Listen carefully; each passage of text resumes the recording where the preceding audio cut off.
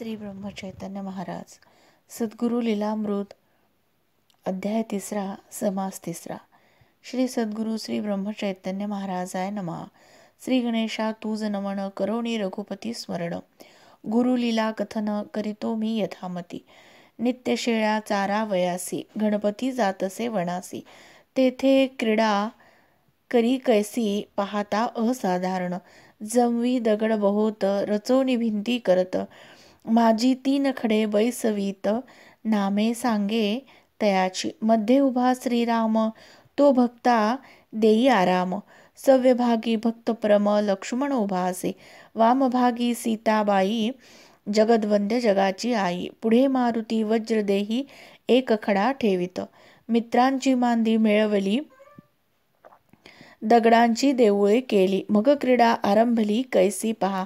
हातातील काष्टासी विना म्हणून स्कंद प्रदेशी. घेऊन दगड टाळेसी मेळवीत अनेक. रामनामाचा गजर करती छोट्या पाऊली नाचती.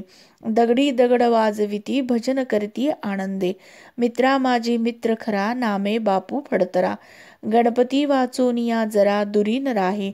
गणपती जी जी आज्ञा करी सुलभ कठीण आदरी. न विसंबती क्षणभरी एकास एक. वाटे हा पाहिला शिष्य गुरुवचनी विश्वास.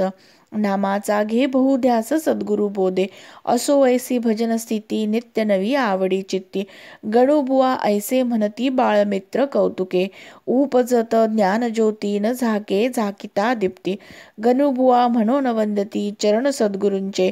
जैसा मलयगिरी चंदन सुवासेसी पैसावोन. तैसा वेधी पराव्याचे मन स्वतेजे आपणाकडे. पंचाननाचे छाव्यासी सलगी न करी जीवासी. वय अल्पपरी सर्वासी आकर्षत स्वसत्ते.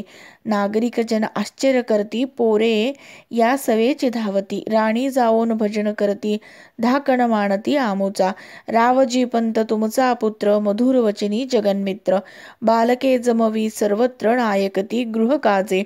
घरी अल्पहीन राहती गणुबुवा म्हणून धावती. माय बापा हो न चित्ती प्रिय वाटतो सकळासी. यासी बोध करावा काही अथवा बैसवावे गृही. वेड लावले सकळाही स्वच्छंदपणे.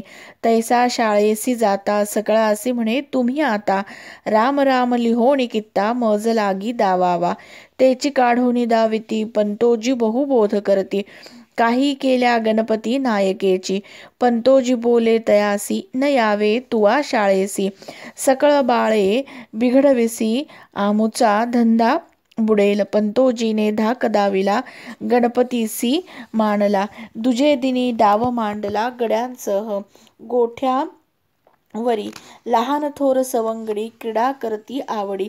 रामभजनाची परवडी मांडली कौतुके. पंतोजी शाळे माझी पाहती परी एकही नसे विद्यार्थी. चिंता उपजली चित्ती आता कैसे करावे. गृही वृत्तांत निवेदिला गणपतीने पुंडावा केला.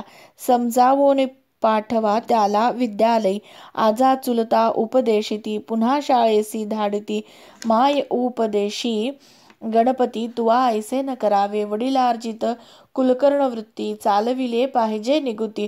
विद्या करावी पुरती न करी कुचराई. गणपती बोले गे प्रमाण सर्वही येते मज लागोन. काळजी न करावी वतन सांभाळीन दक्षत्वे. रामनामाची आवडी काय सांगू तुझ गोडी. श्रवण करी एक घडी प्रेम कैसे उफाळे. ऐसी वदोनी उत्तरे रामनाम मंजुळ स्वरे. घेऊ लागला प्रेम भरे माय ऐके तटस्थ. रामनामाची गोडी चाखीत चालली घडी. वृत्ती गुंतली आवडी सांज झाली कळेना. सकळासी लाविली चट रामनामाचा घडघडाट. दुरिते सोडली वाट गोंदवलीची. 9 वर्षाची अवसरी रावजी मनी विचार करी. व्रतबंध कराया वरी वयसीमा. कुलगुरुसी पाचारोणी ऊच नीच ग्रह बघोणी. मुहूर्त ठरवा उपनयनी ऐसे सांगे. मुहूर्त बरवा शोधिला द्रव्यनिधी मोकळा केला. माता पितया आनंद झाला मणीची हौस पूर्वी वदती. सोयरे जमविले सकळ यज्ञिकी विप्रांचा गोंधळ. मौजबंधनाची वेळ आली म्हणती समीप. वाद्ये वाजती धडधडा मातृभोजनी काळन दवडा. घटिका भरली वेळ थोडा सावधान म्हणती पिता पुत्र बोहल्यावरी मंगलाष्टके सुस्वरी द्विज म्हणती सावध सत्वरी मंगल मुहूर्ती असावे गणपती विचारी मानसी हे सावध म्हणती आम्हासी असावध कोणे विषयी राहिलो मी चित्त घेऊनी करी श्रवण मंत्रार्थ पाहे विवरोण कोठे असती उपनयन द्विजत्व तेही दिसेना गायत्री मंत्र उपदेशिला एक चित्ते पठन केला ओम तत्सत अनुभवाला आले पाहिजे अनुभवी तोची ब्राह्मण येर कुलधर्म पालन ऐसे करतसे मनन म्हणा माझी परिधानासी कौपीन प्रावरणासी कृष्णाजीन वैराग्य दोतक चिन्ह मणी म्हणे कंठी घालती यज्ञोपवित जे ब्रह्मग्रंथीने ग्रथित अनुसंधान ठेवावे हा हेत स्वस्वरूपी कर्मफलाने बांधला मौजबंधने व्यक्त केला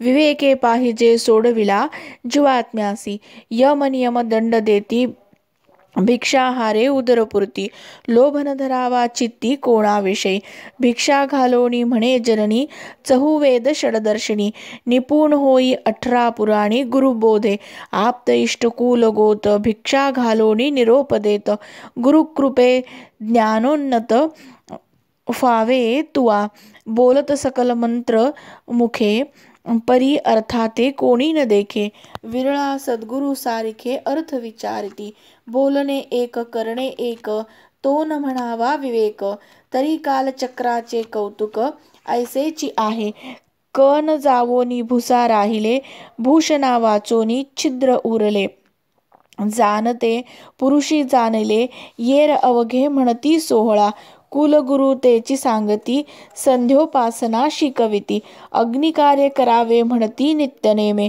प्राणायामी नासिकासी करविती हस्तस्पर्शासी न जाणती योगासी मार्ग मळन जैसा गुरु तैसा चेला निपटबोध वाया गेला गणपती मणी खोचला समाधान नाही गुरु स्वये अनधिकारी शिष्या ते कैसा उद्धरी सद्गुरु दयाळांची सरी येणार नाही भिडे भिडे भिडो जाता न सुटे कर्मा कर्म गुंता सद्गुरु पद तत्वता शोधिले पाहिजे ऐसे बहुता प्रकारी गणपती विवेके विवरी चटका लागला अंतरी उपदेशाचा इतर मिष्ठान्ने जेविती किती उठती ब्राह्मण पंक्ती दक्षिणा घेऊन बोळविती याचकांसी व्रतबंध सांग झाला सकला आनंद वाटला पाहुणे समुदाय बोळविला वस्त्रे देऊणी गणपती बालब्रह्मचारी संध्यावदनादी कर्मे करी म्हणे मागावी माधुकरी आज्ञा असे गुरुची चारी वेद शिकावे षडदर्शना जाणावे पुराणी व्युत्पन्न भावे ब्रह्मपद पावावया चहुवेद किती असती शास्त्रे कैशी शिको येती गुरुसेवेची कैसी स्थिती मज निरुपावी उपाध्ये बोलती बाळा देव वेद अनंत आगळा एकहीन वचे शिकला आयुष्यवरी